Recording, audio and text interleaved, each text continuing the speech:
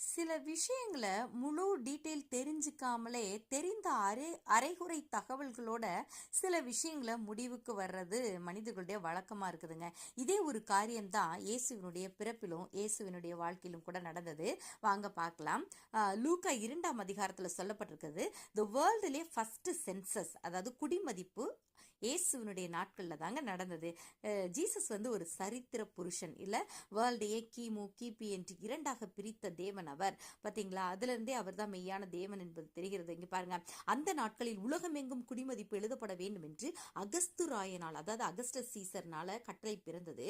அப்பொழுது அந்த டீடைல்ஸ் எல்லாம் இருக்கு பாருங்க. அந்த டைம்ல யாரு, எந்த நாடு, சீரியா நாடு, எந்த தேசாதிபதி, சிரேனியன்றவர் தேசாதிபதியா இருந்தபோது இந்த குடிமதிப்பு உண்டாயிற்று. சோ யுகங்களுக்கு முன்பாக அந்த மாதிரி எந்த ஒரு கதையோ எந்த ஒரு இதுவும் இல்லைங்க. எல்லாமே டீட்டெயில்டா வேதத்துல சொல்லப்பட்டிருக்கிறது. நமக்காக மரித்து நமக்காக உயிர்த்த இயேசு கிறிஸ்துவனுடைய பிறப்பை பற்றி எல்லாமே பாருங்களேன். அந்தபடி குடிமதிப்பு எழுதப்படும்படி எல்லாரும் தங்கள் தங்கள் ஊர்களுக்கு போனாங்க. அப்பொழுது யோசேப்பும் தான் தாவீதின் வம்சத்தான் குடும்பத்தானுமாய் இருந்தபடினாலே தனக்கு மனைவியாக நியமிக்கப்பட்டு கர்ப்பவதியான மரியாளுடனே குடிமதிப்பு எழுதப்படும்படிக்கு கலிலேயா நாட்டுள்ள நாசரேத் ஊர்ல இருந்து யூதேயா நாட்டுள்ள பெத்லகேம் என்னும் தாவீது ஊருக்கு போனாங்க. அங்க அவங்களுக்கு பிரசவ காலம் நேரிட்டது. அவள் தன் முதற் பேரான குமாரனை பெற்று சத்திரத்திலே அவங்களுக்கு இடமில்லாத இருந்தபடினால் பிள்ளை துணிகளில் சுற்றி முன்னணியிலே கிடத்தினாள். அப்போ இந்த மரியாளுக்கு குழந்தை பிறந்தது எங்கன்னு சொல்லி பார்த்தோம்னா பெத்லஹேம்ல தான். ஆனா அவங்க வாழ்ந்துகிட்டு இருந்தது கலிலேயா. அதனால அநேகர் இயேசுவை கலிலேயன் அப்படின்னு நினைச்சிட்டு இவர் மேசியா அல்லன்னு சொல்லி தவறான ஒரு முடிவுக்கு வந்தாங்கங்க. நீங்க இதுல பாத்தீங்கன்னா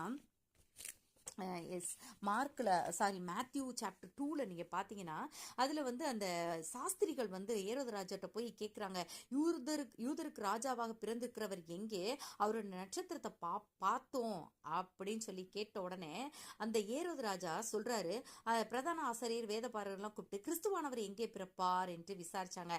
அதற்கு அவர்கள் யூதேயா உள்ள பெத்லஹேமிலே பிறப்பார் அப்படின்னு சொல்லி சொல்றாங்க. ஆனா இங்க பாருங்க, இயேசு பெரியவராக வளர்ந்து வாழ்ந்த போது ஆண்டவர் சொல்றாரு, என்னிடத்துல விசுவாசமா இருந்தேனா உன் உள்ளத்திலிருந்து ஜீவ தண்ணீருள்ள நதிகள் ஓடும் என்று சொல்லி மேசியாவானவர் பேசுகிறார். அப்பொழுது அவர் மேசியா என்று இயேசு கிறிஸ்து என்று புரிந்து கொள்ளாம அவங்க என்ன சொல்றாங்கன்னா, இவர் கிறிஸ்துன்னு சொல்றாங்க சில பேர் உண்மையாக, மற்ற பேர் கிறிஸ்து கலிலேயில இருந்தா வருவாரு, தாவீதின் சந்ததியிலும் தாவீது இருந்த பெத்லஹேம்ல இருந்தா வருவாரு, ஆனா இவரோ கலிலேயா இருந்து வந்திருக்கிறாரு அப்படின்னு சொல்லிட்டு சொல்றாங்க. அவர்கள் நீரும் கலிலேயனோ, கலிலேயாவிலிருந்து ஒரு தீர்க்கதரிசியும் எழும்புகிறதில்லைன்னு சொல்றாங்க.